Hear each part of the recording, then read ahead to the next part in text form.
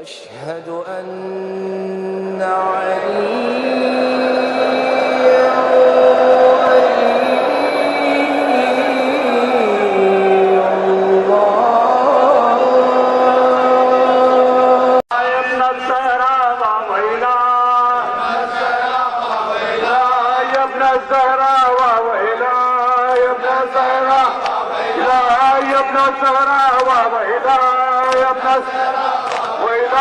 يا ابن الزهراء وإلهي مرحبا لا وإله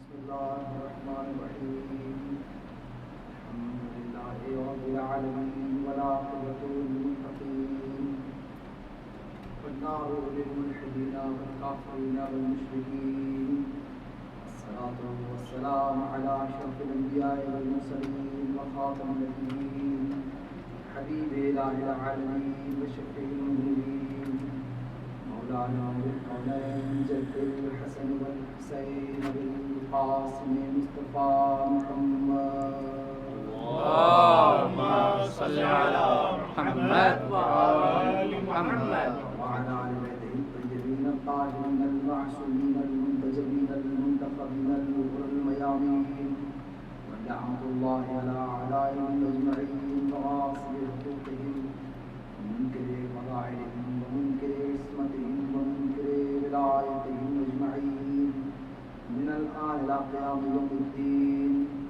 رب اشرح لي صدري ويسر لي أمري واحلل عقدة من لساني يفقهوا قولي أما بعد فقد قال الله سبحانه وتعالى في محكم كتابه المجيد وهو أصدق الصادقين وقوله الحق بسم الله الرحمن الرحيم وكل شيء أحصيناه في إمام مبين صلوات الله اللهم صل على محمد وآل محمد.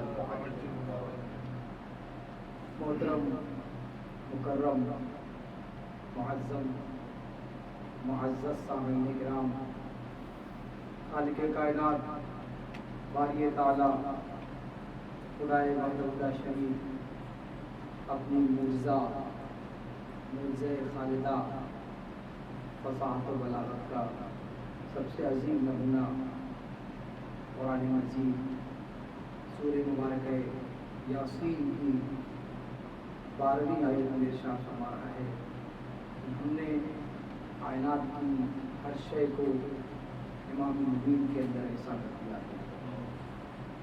اللہ تعالیٰ نے یہ آیت کریمہ کو قلب قرآن میں رکھ کر یہ اعلان کر دیا کہ جو بھی روئے زمین پر امام مبین ہوگا، جس شے پر بھی شے کا اطلاق ہوگا، وہ دائرہ امامت سے باہر نہیں جا سکتی۔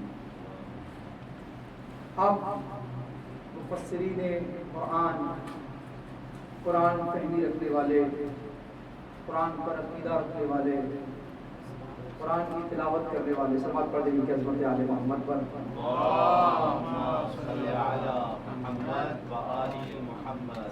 قرآن پر عقیدہ رکھنے والے، قرآن سمجھنے والے الگ الگ مکتبہ فکر کی آغوش مبارکہ میں جب قرآن مجید تلاوت کے لیے آیا تو تفسیر کرنے والوں نے اپنے اپنے اعتبار سے اپنے اپنے علم کے مطابق امام مبین کی تفسیر اپنے ذوق کے اعتبار سے نقل کیا۔ مفسرین قرآن مکتبہ فکر کے مختلف مکاتب کے ہونے کی وجہ سے امام مبین کے دیگر اور گوناگون معنی کی طرف چلے گئے۔ جب آپ تفاسیر کا دورہ کریں گے اور اس وادی میں قدم رکھیں گے تو آپ کو اندازہ ہوگا کہ کیسے کیسے لوگوں نے امام مبین کا کیا کیا معنی لیا ہے۔ میں چند ایک معانی ان تفاسیر کا ذکر کر کے اپنے گفتگو کا سفر آگے لے جاؤں گا۔ بعد مفسرین نے لکھا کہ یہاں امام مبین سے مراد علم خدا بندی ہے، یعنی علم خدا بندی ایک ایسا امام مبین ہے کہ جس کے اندر اللہ نے تمام شے پر اطلاق ہونے والی چیزیں، یعنی جن چیزوں پر شے کا اطلاق ہوتا ہے وہ علم خدا بندی سے باہر نہیں جا سکتی۔ دیگر مفسرین میں اور لوگوں نے بڑھ کر لکھا کہ یہاں امام مبین سے مراد قرآن مجید خود ہے، کیونکہ اللہ تعالیٰ نے اسی قرآن مجید میں ارشاد فرما دیا کہ ہم نے کائنات کو ہر کچھ کو ترک قرآن مجید کے دائرے میں رکھا ہے۔ لہٰذا امام مبین سے مراد خود قرآن مجید ہے کہ جہاں پر دنیا کی ہر شے آپ کو مل جائے گی۔ بعض مفسرین نے لکھا 14، 9 یا 6 تفسیریں ہیں حد اقل جہاں لوگوں نے الگ الگ معنی کے اعتبار سے لکھا۔ بعض نے لکھا کہ امام مبین سے مراد خود ذات پیغمبر حضرت محمد مصطفیٰ صلی اللہ علیہ وآلہ وسلم کہ جس کو اللہ نے امام مبین کہہ کے خطاب کیا اور یہ بتا دیا کہ کائنات کا کوئی بھی ہل، کائنات کی کوئی بھی شے رسالت کے دائرے سے باہر نہیں جا سکتی۔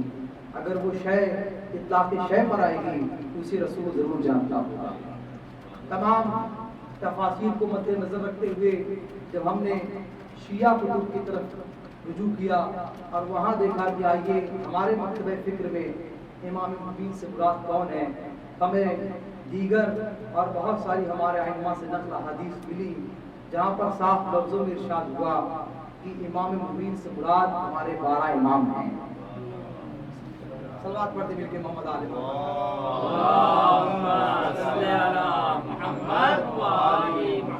یہ ایک دعویٰ ہے کہ امام مبین سے مراد ہمارے 12 ائمہ مبارکہ علیہ السلام ہیں۔ دلیل کی طرف اب جب جائیں گے تو بے پناہ بے شمار تفسیر کی کتابوں نے اپنے سینے میں اسے یاد دہانی کے طور سے علماء کی قلم سے محفوظ کر رکھا ہے کہ امام مبین سے مراد ہمارا امام ہے۔ چونکہ ہمارے پاس ہم ہمیشہ دلیلوں سے بات کرتے ہیں، ہمارا عقیدہ مضبوط دلیلوں کا قائل ہے، لہذا جب مسجد کوفہ میں یا مسجد نبوی میں مولانا متقیان کسی واقعے کو نقل کر رہے تھے جسے وادی نمر کے واقعے سے یاد کیا جاتا ہے، امام اپنے خاص صحابی کے ساتھ جب وادی نمر سے گزر رہے تھے تو چونٹیوں کا ایک گروہ اپنے بل کے قریب کھڑا ہو کر اس کا سردار چونٹیوں سے اعلان کر رہا تھا کہ جو بھی اس وقت اپنے اپنے گھروں میں اپنے اپنے بیت میں یعنی زیر زمین پوشیدہ اور پنہا ہیں وہ باہر آ جائیں اگر انہیں وصی رسول کے چہرے کی زیارت کرنی ہے۔ چونٹیوں کے بادشاہ نے جب سردار نے یہ اعلان کیا تو جیسے یہ اعلان ہوا ساری چونٹیاں اپنی بلوں سے باہر نکل کر سطح زمین پر نمودار ہونے لگی۔ علی اپنے ایک صحابی کے ساتھ اس وادی سے گزر رہے تھے۔ جب میں یہ واقعہ پڑھتا ہوں تو میں برجستہ ایک واقعے کو اور نقل کرتا ہوں۔ اسی واقعے سے ایک نبی کا بھی اسی وادی سے ایک نبی کا بھی گزر ہوا تھا۔ جب وہ نبی گزرا تھا کہ یہی چونٹیوں کا بادشاہ تھا جس نے کہا تھا کہ جو چونٹیاں جہاں باہر ہیں وہ اپنی بلوں میں واپس چلی جائیں۔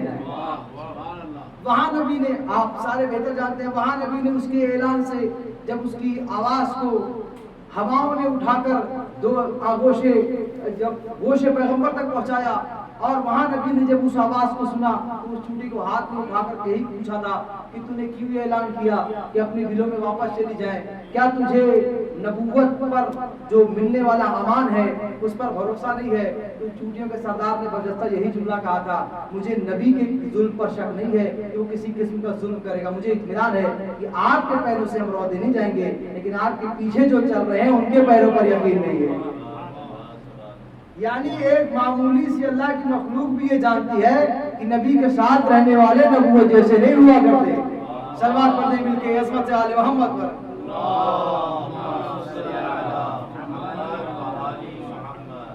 مولانا متقیان اس واقعے کو مسجد میں نقل کر رہے ہیں اور بتا رہے ہیں کہ دیکھو اس وادی سے جب گزر ہوا چونٹیوں کے بادشاہ نے جب وہ اعلان کیا سارا گروہ در گروہ چونٹیوں کا زمین کی سطح پر آ کر ٹھہر گیا، آج وصی رسول کے چہرے کا دیدار کر رہا ہے۔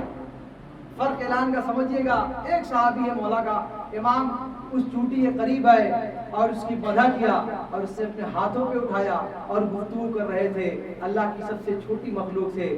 ساتھ میں ٹھہرا ہوا صحابی کہنے لگا مولا آپ اس چونٹی سے اس کی زبان میں بات کر رہے ہیں، مجھے تو کچھ سمجھ نہیں آ رہا ہے یا علی۔ صلوات پڑھ دے مل کے محمد آل محمد پر۔ مجھے کچھ سمجھ نہیں آ رہا ہے، مجھے بھی سمجھنے کی طاقت عطا کیجئے تاکہ میں سمجھ سکوں کہ آپ اور اس اللہ کی چھوٹی مخلوق کے درمیان کیا گفتگو چل رہی ہے۔ مولا متقیان نے اپنے اس ساتھ ٹھہرے ہوئے صحابی کے سینے پہ ہاتھ رکھا۔ تاریخ گواہ ہے کہ علی ابن ابی طالب کا سینے پر ہاتھ رکھنا تھا کہ وہ زبان جو اب تک علی سمجھ رہے تھے وہ صحابی بھی سمجھنے لگا۔ کیا کہنے واہ اب میں ایک جملے کو بدل کے کہوں، اگر انسان علی کے اور اماموں کے ساتھ رہے تو وہ معجزہ جو نبی پتھروں کو عطا کرتا ہے وہ علی اپنے صحابیوں کو خیرات میں بانٹتا ہے۔ چوٹیوں کی گفتگو چل رہی ہے اور مولا متقیان کے سامنے اس صحابی نے حیرت سے کہا، یا علی آپ کیسے جانتے ہیں کہ ان چوٹیوں میں ان کا سردار کون ہے، ان کی گفتگو کیا ہے؟ امام مسکرائے اور مسکرا کے کہنے لگے، میں صرف ان کی تعداد کو نہیں جانتا، اگر تو چاہے تو میں یہ بھی بتا دوں کہ اس میں نر کتنے ہیں مادہ کتنے ہیں۔ چونکہ کے گروہ کی طرف امام نے خطاب کر کے اگر تو بتائے تو میں ان کی صنف کو بھی بتا سکتا ہوں کہ ان میں نر کتنی صنف کے ہیں اور مادہ کتنی صنف کے ہیں۔ تاریخ گواہ ہے کہ مولا متقیان کے دہن مبارک سے جملہ نکلنا تھا کہ چوٹیوں کے گروہ تو حصوں میں تقسیم ہونا شروع ہو گئے۔ اب جو لطیف فکرہ ہے جو میری گفتگو سے مربوط ہے، اس نے کہا مولا منظر دیکھا کہ چوٹیوں کے گروہ آپس میں تقسیم ہونے لگے، حیران ہو گیا، کہنے لگا مولا آپ کو کیسے پتا کہ اس میں نر کتنے ہیں مادہ کتنے ہیں؟ امام نے برجستہ جملہ کہا، کیا تو نے قرآن نہیں پڑھا؟ اللہ نے وہاں صاف لفظوں میں ارشاد فرما دیا کہ کائنات کی ہر شے کا علم ہم نے امام مبین کے اندر احاطہ کر دیا، اور یاد رکھنا روئے زمین پر وہ امام مبین ہم آل محمد کی ذات مبارکہ ہے۔ بلند ترین صلوات پڑھتے ہیں عظمت حضرت علی بن ابی طالب اللہم صلی علی محمد و آل محمد۔ عزیزان محترم، یہ سلسلہ امامت چلتا ہوا جس عنوان کے تحت آج جس ذکر کا اہتمام ہوا ہے وہ پہنچتا ہے ایک اور محمد تک، وہ محمد جو علی کا بیٹا ہے۔ تاریخ اتنی خوبصورت لکھی گئی، کبھی علی محمد کی حفاظت کر رہا ہے، کبھی محمد علی کی حفاظت کر رہا ہے۔ چوتھے امام کی اس فرزند، اور آپ مجھ سے بہتر جانتے ہیں کہ حالات کتنی تیزی سے بدلے۔ واقعات کربلا کے بعد سید سجاد کی تبلیغ، سید سجاد کے خطبات نے شامی فکروں پر اور اس زمانے میں موجود آس پاس لوگوں کے رہنے والے فکروں پر ایسا اثر چھوڑا کہ ہر کوئی اب اس بات کی طرف بڑھنے لگا۔ یزید کے ہاتھوں جو ظلم ہوا کربلا کے میدان میں وہ ایک عظیم حادثہ تھا جس کے تحت آل محمد کا خون بہایا گیا۔ تبلیغات سید سجاد نے ایک ماحول بنایا کہ جس ماحول کا مکمل فائدہ اموی حکومت آنے کے بعد امام باقر علیہ السلام کو نصیب ہوا۔ عزیزان گرامی، تاریخ کی صفحات کو کھولیں تو کتنا حسین منظر ہے کہ خون حسین جس کو یزید سمجھ رہا تھا قتل کرنے کے بعد شریعت روک دی جائے گی، اسی خون حسین نے ایسا ماحول بنایا کہ اب گروہ در گروہ شیعوں کی تعداد بڑھتی چلی جا رہی ہے، اور ایک ایسی شریعت کا اب آغاز ہونے جا رہا ہے جسے تا قیامت دنیا یاد رکھے گی، جسے فقہ جعفریہ کے نام سے یاد کیا جائے گا۔ یہ دو امام ایسے امام ہیں جنہوں مہلتیں ملی اور انہوں نے تبلیغ آل محمد کا ایک بڑا باب کھولا اور شریعت آل محمد پوری دنیا میں رائج کی۔ اس میں ایک نام پانچوں امام حضرت امام محمد باقر علیہ السلام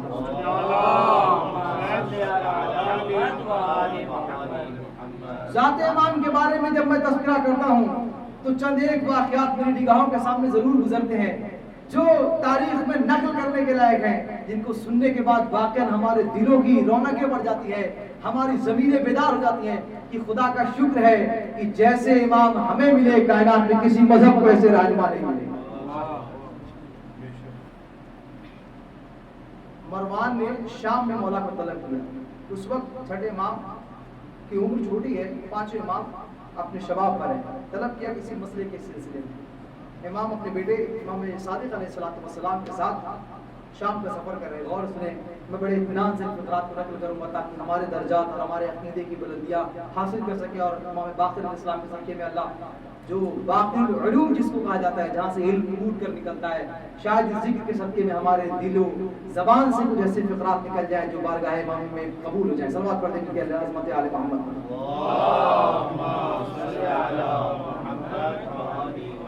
امام فرماتے ہیں کہ ہم شام کی طرف روانہ ہوئے میں اپنے بیٹے چھٹے امام نقل کرتے ہیں، خرائج میں یہ روایت موجود ہے، چھٹے امام کہتے ہیں میں اپنے بابا کے ساتھ عازم سفر ہوا اور شام کی طرف ہم جا رہے ہیں، راستے میں ہم نے ایک عجیب منظر دیکھا، ایک مقام ایسا آیا جہاں پر کئی ہزار کی تعداد میں، استاد محترم تشریف فرمائے، میں زبان اگر میری نیچے اوپر ہو جائے تو معذرت چاہتا ہوں، سفر میں راستے میں ایک عظیم جنب غفیر تھا جس میں بیٹھے اور ایک تخت لگا ہوا تھا جس میں کوئی بیٹھا ہوا نہیں تھا، چھٹے باب نقل کرتے ہیں اپنے بابا کے ساتھ جب گزرا تو ہم نے دیکھا کہ اتنی بڑی تعداد میں لوگ کس کے انتظار میں بیٹھے، ہم ٹھہر گئے، سلوات پڑھ دیں ان کی عظمت پہ آل محمد، اللهم صل على محمد وآل محمد۔ فرماتے ہیں کہ ہم ٹھہر گئے کہ دیکھیں آخر کیا ہو گیا، تو تعداد ہری سر سے سر ملے ہوئے ہیں اور لوگ کسی کے انتظار میں، تخت خالی پڑا ہوا ہے۔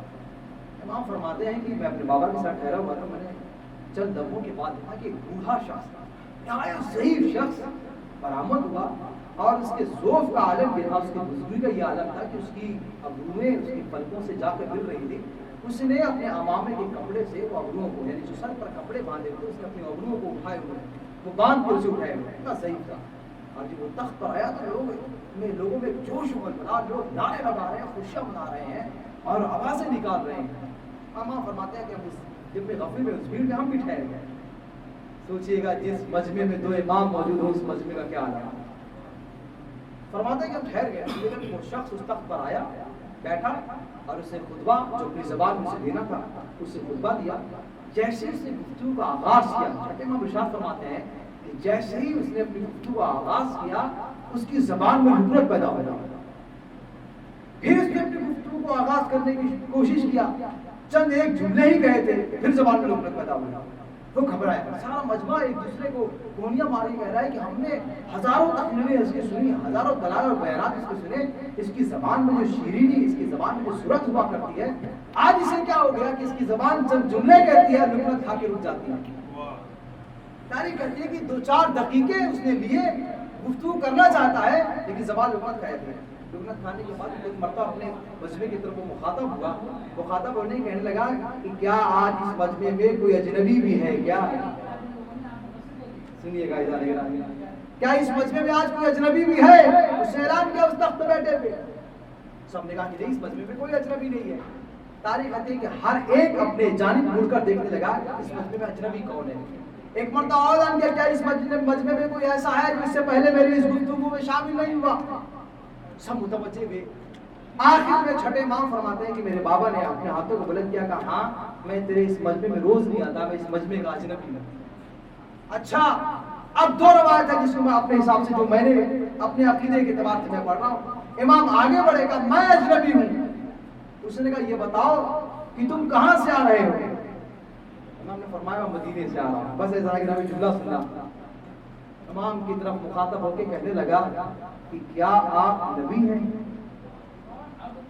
فرمایا نہیں۔ کیا آپ مسیح نبی ہیں؟ ہم نے کہا ہاں ہم جانشین نبی ہیں۔ اس نے کہا کیا آپ علماء میں سے ہیں امت محمدیہ کے؟ امام نے جو جملہ کہا وہ آپ کو ہمیں یاد رکھنا، امام نے کہا ہم جاہلوں میں سے نہیں ہیں، ہم جاہلوں میں سے نہیں ہیں۔ اس نے کہا میرے چند ایک سوالات ہیں، اگر آپ اس کا جواب دے دیں تو میں سمجھ جاؤں گا کہ آپ مسیح پیغمبر ہیں۔ تاریخ میں جملہ لکھا اور اس نے جو سوالات کیے میں تیزی سے گزر جاؤں گا، مجھے ایک اور منزل پر جانا ہے۔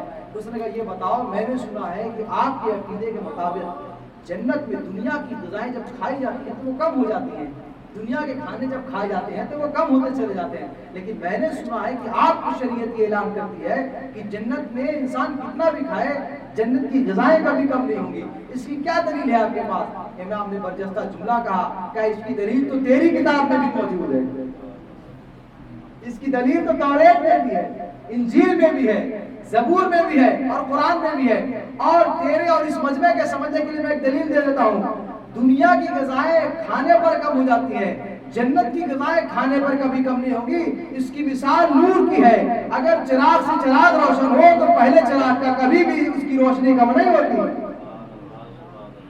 دوسرا جو جملہ کا ہم نے سنا ہے کہ جنت میں جو جتنی غذائیں کھائے گا اسے بول و غائب کی حاجت نہیں ہوگی، اس کی کیا دلیل ہے آپ کے پاس؟ یہ کیسا عقیدہ ہے کہ انسان کھائے اور بول و غائب سے بری رہے؟ امام نے کہا اللہ نے اس کی دلیل اسی دنیا میں رکھی ہے، شکم مادر میں بچہ ماں سے غذا حاصل کرتا ہے لیکن بول و غائب سے بری رہتا ہے۔ اور جو تیسرا جملہ اس نے سوال کے طور پہ امام کے سامنے پیش کیا وہ آپ کو یاد رکھنے کے لائق ہے. اس نے برجستہ کہا کہ یہ بتاؤ کہ وہ کون سے دو بھائی ہیں کہ جو پیدا ہوئے ایک وقت مرے ایک وقت لیکن ایک دوسرے سے بڑا رہا, لیکن اللہ نے اس کی مدت کو اتنی آسانی سے رکھا کہ جو مرے تو دونوں کے سینوں سال ایک جیسے تھے. امام نے کہا وہ عزیز اور عزیر نبی ہیں. صلوات پڑھ دے کہ محمد آل محمد.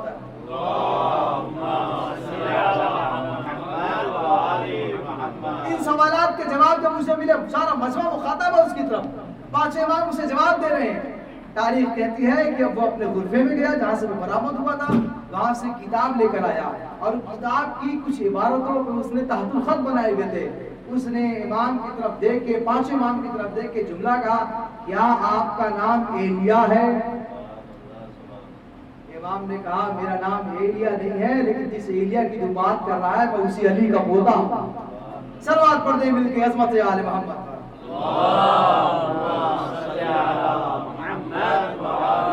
ایک اور صلوات پڑھیں عظمت حضرت امام محمد باقر علیہ الصلوۃ والسلام.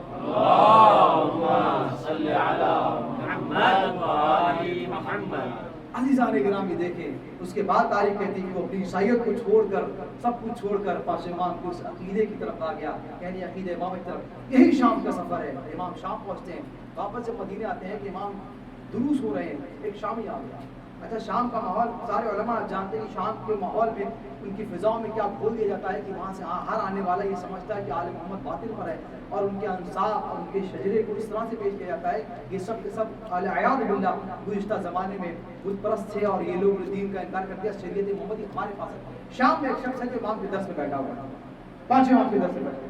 درس ختم ہونے کے بعد امام کے سامنے آیا, آگے کہنے لگا کہ آپ لوگوں کو گمراہ کرتے ہیں, آپ باطل کی ترویج کرتے ہیں, اور آپ کے آباء و اجداد اس قسم کے پائے جاتے ہیں.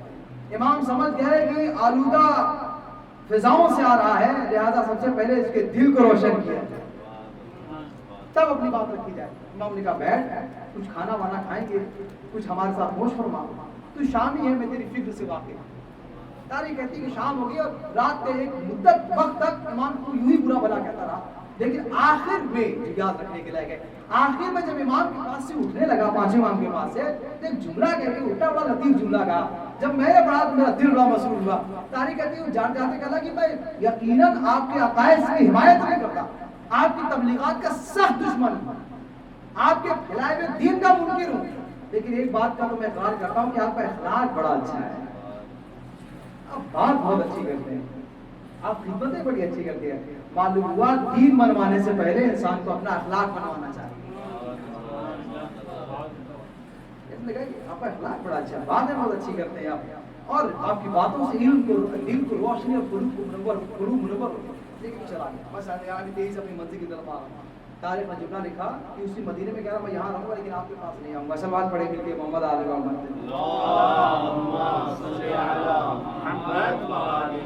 میں اس کے نتیجوں کو روک رہا ہوں, اس لیے روک رہا ہوں کہ اس کے جیسا ایک واقعہ وہ مل نہ جائے. یہی شام کا ایک رہنے والا امام پانچوں امام کی بارگاہ میں آیا, سے کہنے لگا مولا میرے ماں باپ کافر ہیں, میرا باپ آپ کو بہت گالیاں دیتا ہے, اور وہ کسی بھی اعتبار سے میں 1000 دلیلیں دے چکا ہوں آپ کی امامت پر, لیکن کسی اعتبار سے ماننے کو تیار نہیں. اور مجھے جب وہ اس دنیا سے چلا گیا اور جانے کے بعد اس نے اپنی ساری جائیداد سے, آپ کی محبت نے مجھے ساری جائیداد سے بے دخل کر دیا, اور اس وقت میں فقیر ہو گیا, میں غریب ہو گیا, میرے پاس. یہی صورتحال جابر بن عبداللہ انصاری کے ساتھ بھی ہوئی تھی کہ جب انہوں نے طلب کیا تھا اور امام شورا کو دیتے گئے, آپ کے سامنے وہ پورا واقعہ ہے. وہ کہتا مولا اس نے جائیداد سے بے دخل کر دیا اور میراث میں ایک بھی دینار میرے حصے میں نہیں آیا, لیکن میں جانتا ہوں کہ وہ اپنے پیچھے بہت ساری جائیداد ایسی چھوڑ کر گیا ہے جسے اس کے میرے دوسرے بھائی نہیں جانتے, لیکن میں جانتا ہوں کہ میراث کا بہت حصہ وہ دفنا کر چلا گیا.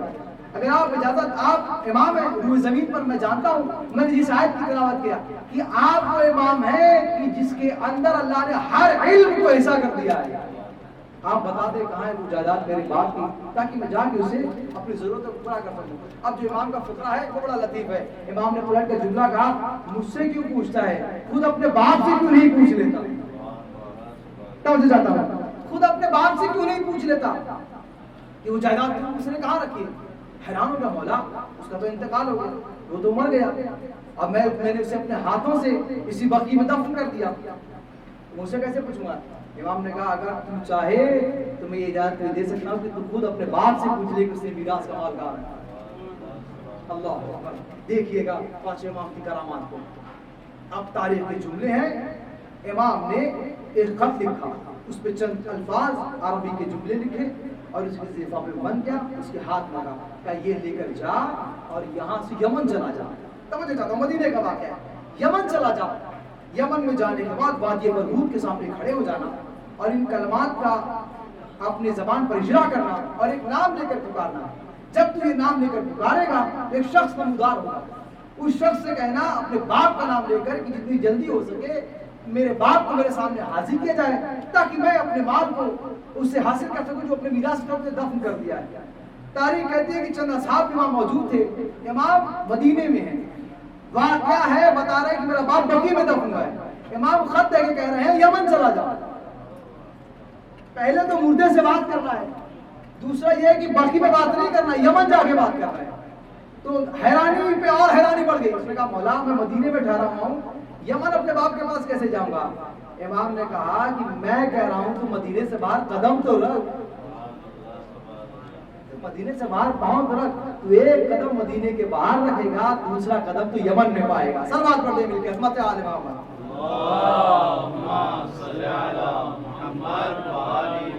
ایسا اکرامی جو مجلس کا حاصل ہے میں اسے پیش کرنے کی کوشش کروں گا۔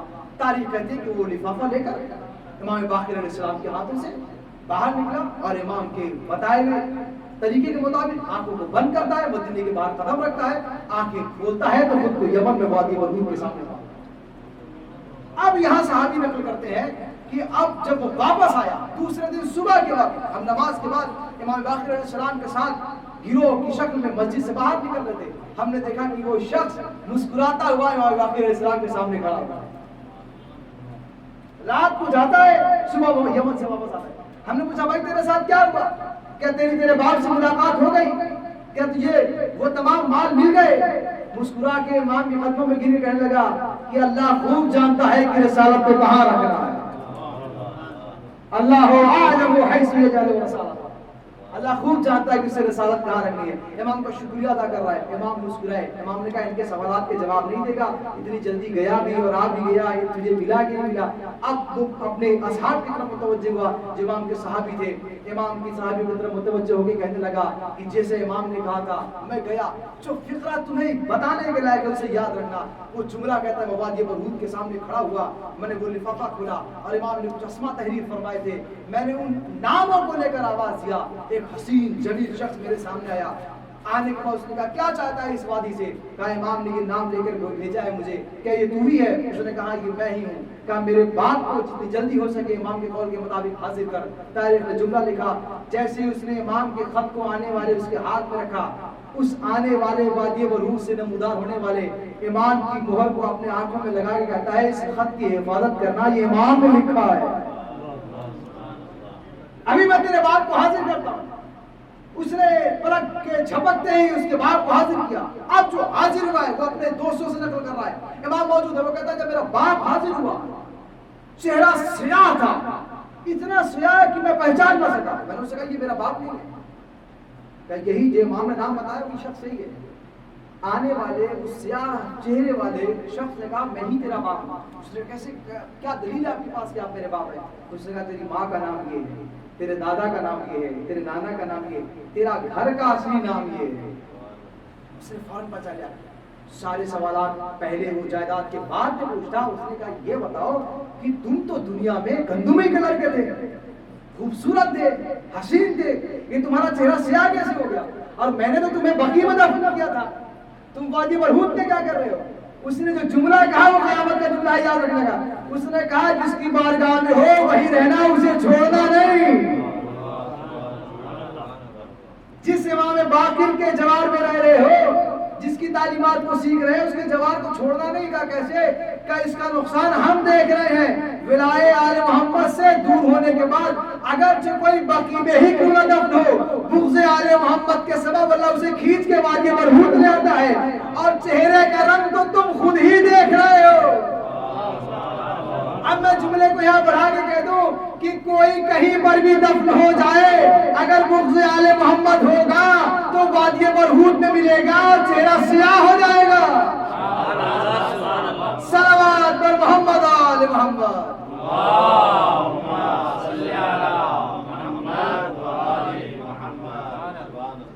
कहने लगा कि पांचों इमाम का दामन नहीं छोड़ना, अगर नजात चाहिए तो बाकिर के दामन और बाकिर के कदमों में पड़े रहना।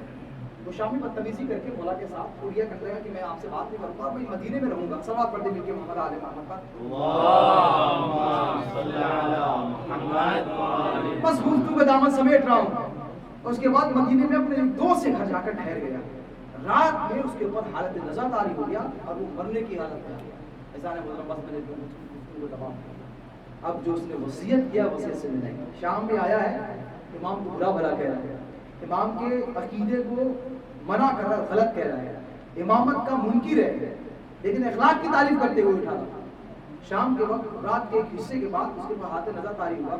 उसने एक जुमला कहा कि मैं जानता हूँ कि सुबह तक मैं इस दुनिया से चला जाऊँगा और मैं मर जाऊँगा, लेकिन मैं मदीने में जब से इमाम बाकिर से मिला हूँ, मेरा दिल ये कहता है कि वो अकीदे का कैसा भी हो लेकिन इंसान बड़ा अच्छा है। मैं ये चाहता हूँ कि वो वजी चेहरे वाला, वो रूबे जलालत इलाही रखने वाला, जब मैं मर जाऊँ तो मेरी नमाज जनाजा तुम्हारा वो इमाम पढ़ाए। खत्म कर रहा, वो इमाम मेरी नमाज जनाजा पढ़ाए। वसीयत मुकम्मल हो गई। तारीख करती कि नमाज फजर के बाद उसका इंतकाल हो गया। वो जिस दोस्त के घर मदीने में ठहरा हुआ था, वो इमाम बाकिर अलैहिस्सलाम की खिदमत आलिया में आया। उसने कहा, मौला वो जो आपकी इमामत का मुनकिर था, वो जो आपके अखलाक को बुरा भला कह रहा, जो आपके तालीमात को बुरा भला कह रहा था, लेकिन आखिर में उसने वसीयत किया, वो उसका इंतकाल हो गया। उसने वसीयत किया आप उसकी नमाज जनाजा पढ़ाएं। ऐज़ान गिरामी, ये इमाम होता है। इतनी बुराइयां करने के बावजूद भी इमाम जानते थे कि हिदायत कब किसको कहाँ मिलनी है। सारे गवाह है कि उसका इंतकाल होगा। इमाम पलटे, कहा चल मैं अपने फराइज को अंजाम देकर अपने एक सजदे दुलानी को मुकम्मल करके उसकी नमाज जनाजा पढ़ाने मैं को मुकम्मल कर रहा हूँ। पांचों इमाम अपने इबादत से फारिग होकर मदीने में उससे दोस्त से घर आए। जो क़यामत का फिक्र बड़े इत्मीनान से पढ़ूंगा। तारीख गवाह है, इमाम उसके सिराने आए, इसके इर्द गिर्द उसके दोस्त आबाद जाकर सब रो रहे थे। इमाम आए और इसके शाने पर हाथ रखे कहते हैं, उठ जा, मेरे साथ रहेगा नहीं? क्या मेरी इमामत का कसीदा नहीं पड़ेगा? तारीख के जुमले हैं। इमाम ने जैसे शानों पे हाथ रख के कहा, क्या मेरी इमामत का इकरार उठकर नहीं करेगा? जैसे इमाम ने जुमले कहा, रात में जो दोस्त नमाज मैयत की दावत के लिए इमाम के पास गया था, वो देखता है कि वो कलमे तौहीद पढ़ता हुआ इमाम के सामने उठ के बैठ गया। सलवात पढ़ दे मिलके अज़मत आले मोहम्मद पर।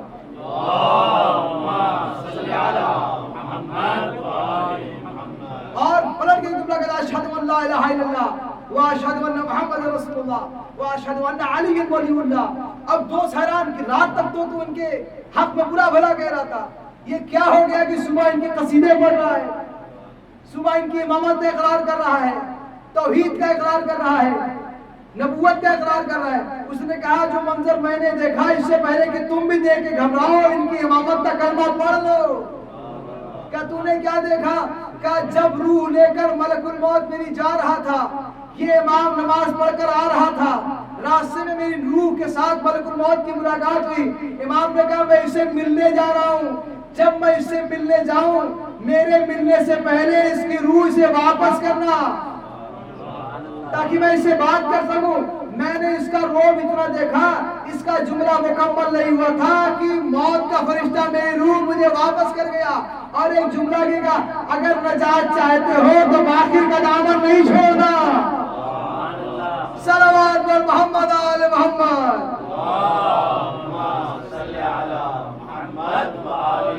एक और सलवात पढ़ दें अज़मत हज़रत इमाम मोहम्मद बाक़िर अलैहिस्सलातु वस्सलाम पर। अल्लाहुम्मा सल्ली अला मुहम्मद व आलि मुहम्मद। अगर नजात चाहते हो तो इमाम बाक़िर के दामन से लेना।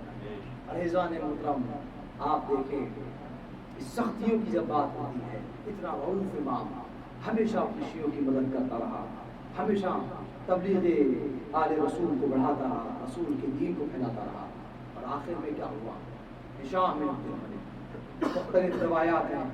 अगर किसी रवायत में पता कर रहा हूँ तो मैं अपने उस्ताद मोहतरम को इशारा करूँगा, इंशाअल्लाह बाद में आपसे तफसील तलब कर सकते हैं।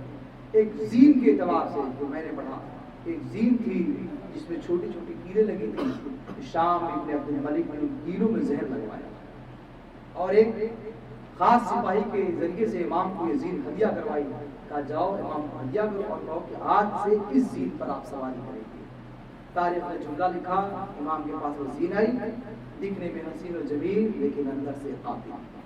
امام کو ہدیہ کرتے ہوئے امام نے اس زین کو قبول کیا اور آنکھوں میں آنسو جاری لگے۔ امام نے کہا میں اس زین کو بھی پہچانتا ہوں اور اس زین دینے والے کے مقصد کو بھی پہچانتا ہوں۔ مقصد کیا ہے؟ امام نے زین کو اپنے سواری کے طرف استعمال کیا۔ تاریخ میں جملہ لکھا کہ چھوٹی چھوٹی کیلیں امام کے پیروں میں چبھی جس سے زہر امام کے جسم میں پھیل گیا۔ آج کی وہ شب آ گئی جسے ہمارا شب سات سے نجا کہتے ہیں۔ وہ امام، میں اس کی مظلومیت کے لیے جملہ کہوں، جتنے مسائل حسین کی بیٹی سکینہ نے جھیلے ہیں اس سے کم مسائل موئے باقر نے نہیں جھیلے، اتنے ہی مسائل موئے باقر، بس 1 سال کا فرق ہے۔ اگر ہم تاریخ کے مقتل کے اعتبار سے سکینہ 3 سال کی تھی تو باقر 4 سال کے، سن 57 ہجری میں امام کی ولادت ہوئی ہے، 61 ہجری میں واقعہ کربلا ہوا ہے۔ ایک جملہ کہوں احساس کا، واقعات کربلا کے عینی گواہ کا نام ہے امام باقر، اور وصیتیں پڑھیں گے تو دل پھٹ جائے گا، زہر کا اثر پھیلا۔ میں مختصر تاریخ پیش کر کے گفتگو کو تمام کر دوں گا۔ زہر کا اثر اس طرح پھیلا کہ بستر مرگ پر تشریف فرما ہوئے حضرت نظام امام صادق کو امانت امامت اور امانت انبیاء حوالے کیا اور وصیت کے چند جملے کہے۔ وصیتوں کے جملے ارشاد فرماتے فرماتے 5 امام کربلا کو اپنی آنکھوں سے دیکھنے والے نے ایک جملہ کہا جو پڑھ کر دل پھٹ جاتا ہے۔ 6 امام سے فرمانے لگے کہ میرے بعد میری چند امانتیں ہیں، اس میں چند پیسے بچے ہوئے ہیں، چند درہم و دینار ہیں، اے میرے بیٹا صادق اسے اپنے پاس رکھنا۔ قیامت کا جملہ کیا کہا آپ کو معلوم ہے؟ کہنے کہ جب میں مر جاؤں تو میرے مرنے کے بعد میرے حسین کی مجلس میرے لیے کرنا۔ عزیزان گرامی، جس نے اس مجلس کا اہتمام کیا اللہ کی توفیقات میں نیک بے دفع فرمائے۔ 5 امام کی خواہش تھی کہ میرے مرنے کے بعد مجلس کا اہتمام ہو، اور آپ کو حیرت ہوگی 1-2 دن مجلس نہیں کہ ہر سال جب حاجی مینا کے میدان میں جائیں تو تقریباً 7 سال یا 10 سال تک میرے بچے ہوئے اس پیسے سے میرے حسین کی مجلس کرنا۔ سائل نے جملہ کہا، کہنے لگا مولا اگر ہم آپ اس کا مجلس کا اہتمام کریں گے تو مجلس میں تذکرہ کیا کریں، کیا مسائل پڑھیں گے کہ آپ کے دل کو سکون ملے گا؟ 7 یا 9 جملے امام نے ارشاد فرمایا، میں 2-3 کا ذکر کروں گا۔ امام نے کہا جب مجلس کا انعقاد کرنا، چونکہ کل سے سب لوگ مینا پہنچ جائیں گے، تاریخ گواہ ہے، امام نے جملہ کہا جب تم مجلس کا اہتمام کرنا تو چند مصیبتوں کا تذکرہ ضرور کرنا۔ اس میں سب سے بڑی مصیبت یہ ہے کہ تم شام میں ہماری پھوپھی زینب کی بیداری کا تذکرہ ضرور کرنا، اس لیے کہ تم نہیں جانتے میری آنکھوں نے دیکھا ہے۔ 5 امام کا جملہ ہے، کہتے میری آنکھوں نے دیکھا ہے جب میری پھوپھی شام کے بازار میں بے مقنع چادر آئی تھی تو کیا منظر تھا، سر پر ندا نہیں تھی، تماشائیوں کے ہاتھ میں گرم پانی تھے جو ہماری پھوپھیوں میں ڈال رہے تھے۔ اجرکم اللہ، خدا آپ کو کسی غم میں نہ ڈالے سوائے غم مظلوم کربلا کے۔ تو اور مصیبتوں کا تذکرہ کروں گا اور گفتگو کو تمام کر دوں گا۔ مولا سے فرمانے لگا، سائل کہتا مولا کیا بس اتنی ہی مصیبتوں کا تذکرہ کرنا ہے؟ امام نے کہا نہیں، جب تم مجلس کرنا میرے ایصال ثواب کے لیے تم ایک مصیبت اور ہے جس کا تذکرہ ضرور کرنا۔ تمہیں پتا ہے نا ہم روح زمین پر اللہ کی حجت ہے، تمہیں پتا ہے نا ہم امام ہیں، تمہیں پتا ہے نا کائنات کی ہر شے ہماری اطاعت کرتی ہے، اس وقت ہماری مظلومیت کا تذکرہ ضرور کرنا۔ ارے جب ہم شام کے بازار میں داخل ہونے کے بعد یزید کے محل میں گئے، وہ منظر میں کبھی نہیں بھول سکتا۔ سارے لوگ شرابی کرسیوں اور تخت پر بیٹھے ہوئے تھے، میں باقر اور میرا بابا علی ہم زمین پر بیٹھے تھے۔ اس منظر کا تذکرہ ضرور کرنا۔ ارے جس کے احترام میں کائنات کی نگاہیں جھکتی ہو، ہم دونوں سادات کا حصہ مرکز سید ہم زمین پر بیٹھے تھے، بیویاں کھڑی تھی، بیٹھے ہوئے دربار میں سب چھوٹے بڑے تھے، سادات کھڑے تھے۔ مظلومیت کا تذکرہ ضرور کرنا. اور ایک جملہ کہا, تمہیں معلوم ہے کہ جب بھی کوئی حادثہ کسی کی آنکھوں کے سامنے ہو جائے تو وہ حادثہ اسے بھلایا نہیں جاتا. جب بھی وہ تنہائی میں جائے گا, جب بھی وہ آرام کے لیے سوئے گا, آنکھیں بند کرے گا, تو اس کے سامنے وہ تمام حادث چلنے لگیں گے. ارے ان واقعات کا تذکرہ ضرور کرنا. جب میرا بابا شام کے بازار میں داخل ہوا تھا تو گرم پانی کے ساتھ ساتھ پاس امام جملہ کہتے اس مصیبت کا تذکرہ ضرور کرنا. شام کے بازار میں کسی نے جلتی ہوئی آگ میرے بابا کے سر پر ڈال دی. ارے تم اس کو محسوس نہیں کر سکتے. میں نے اپنی آنکھوں سے دیکھا میرے بابا کے ہاتھ ہتھکڑیوں میں جکڑے ہوئے تھے. آگ کا وہ شعلہ میرے بابا کے سر پر آ کر گرا, امامہ جلتا رہا. شام میں کوئی ایسا نہ تھا جو میرے بابا کے سر کی آگ کو بجھا دے. عزیزان محترم, میں نے آخری جملے کے گفتگو کو تمام کر دیا. اب چھٹے امام سے وصیتیں کرتے ہیں کہ باخر مجھے میرے بابا کے جوار میں بقیع میں دفن کر دینا, اپنے ہاتھ سے غسل و کفن دینا, اپنے ہاتھ سے قبر میں اتارنا, اپنے ہاتھ سے میری تلقین پڑھنا. رونے والوں آپ اندازہ لگائیں وہ پانچواں امام جو چھٹے امام کو وصیتیں کر رہا ہو کہ مجھے اپنے ہاتھ سے غسل و کفن دینا. تاریخ میں جملہ لکھا وصیت کرتے کرتے پانچ امام چیخ مار کر روئے. چھٹے امام نے کہا بابا روئے کیوں؟ کہا میں کتنا خوش نصیب بیٹا ہوں کہ میں تمہیں غسل و کفن کی وصیت کر رہا ہوں. ارے میں تمہیں قبر کی وصیت کر رہا ہوں کہ مجھے کہاں دفن کرنا. ہائے میں نے اپنے بابا کی مظلومیت دیکھی ہے کہ جب وہ مقتل سے گزارے گئے تو بے کفن لاشیں خاک کربلا میں پڑی تھی. میرے بابا نے ایک چیخ لگائی اور کہا یا حسین, اتنا مجبور بیٹا ہے کہ آپ کی نگاہوں کے سامنے سے گزر رہا ہے, لیکن میں اسے کفن بھی نہیں دے سکتا. میرے بابا مجھے معاف کر دو.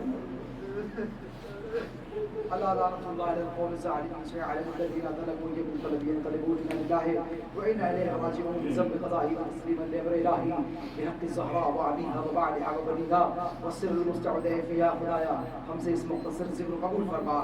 ماننے والے اس ذکر کا اہتمام کرنے والے بانیان مجلس کی تمام تر توفیقات میں اضافہ فرما. حاضرین مجلس کو تمام سماوی اور ارضی بلاؤں سے محفوظ فرما. ماننے والے ہم سب کو جوار امین کی نعمت سے کبھی محروم نہ فرمانا. ماننے والے ذکر کا واسطہ ہے ظہور امام تعجیل عنایت فرما. ہم سب کو مولا کی آواز میں شمار فرما. وآخر دعوانا